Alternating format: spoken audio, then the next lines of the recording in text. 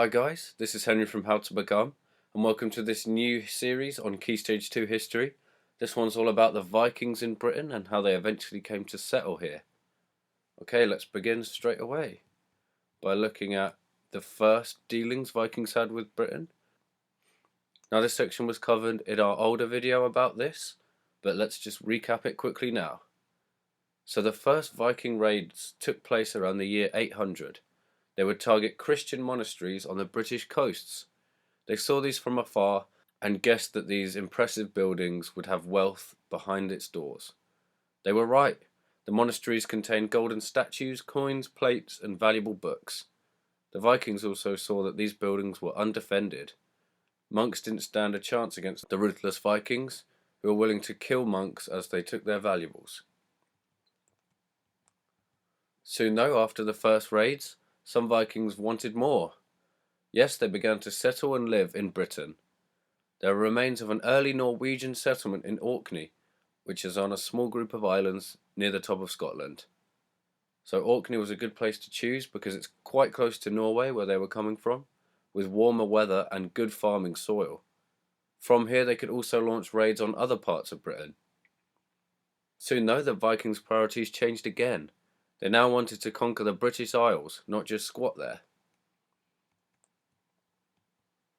Eventually, by around the year 865, a large enough group of Vikings who all wanted to conquer Britain gathered and planned a campaign. This was rare, as the previous raids had been carried out by small, unrelated bands of warriors. This large group became a huge one, and came to be known as the Great Heathen Army, as the British people called it. This was because people at the time were Christians in Britain, but the Vikings were not. Now the Great Heathen Army's first campaign was planned to take place in East Anglia. However, no fighting was needed. The East Anglian leaders surrendered due to the size and viciousness of the new Norse army. This was helped by the fact that the Vikings had a reputation in Britain already due to the fearsome raids on monasteries. Of course, this was a very good start to the invasion for the Great Heathen Army. They didn't even have to do a battle to do it, and had secured a base of operations for the rest of their invasion. Now on the image on the right, this is where the Great Heathen Army first landing took place in East Anglia. If you look closely at the image, it shows how the UK was split up into kingdoms at the time.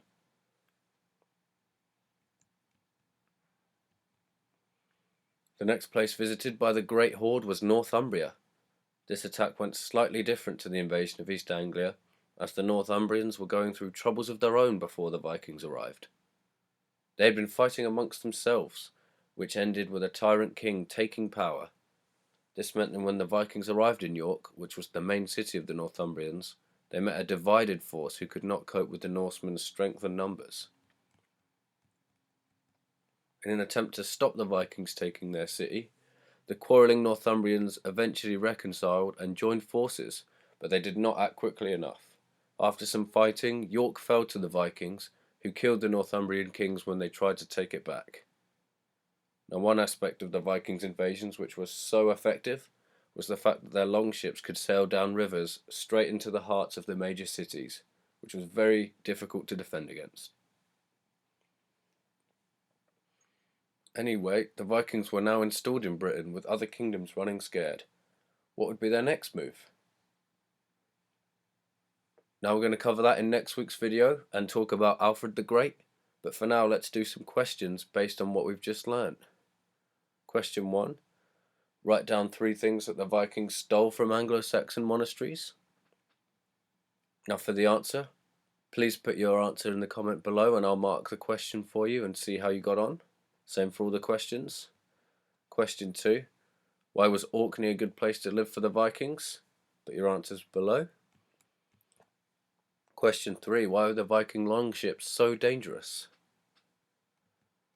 And as I said before, put your answers in the comment section and we'll comment back to mark your work. Okay, so thanks for watching this first video in the Vikings in Britain series. For more videos on the Vikings, check our old one. And for more Key Stage 2 history topics, follow the playlist above. Come back next week for the part 2 in this series, where we talk about what the Vikings did next. See you in the next one.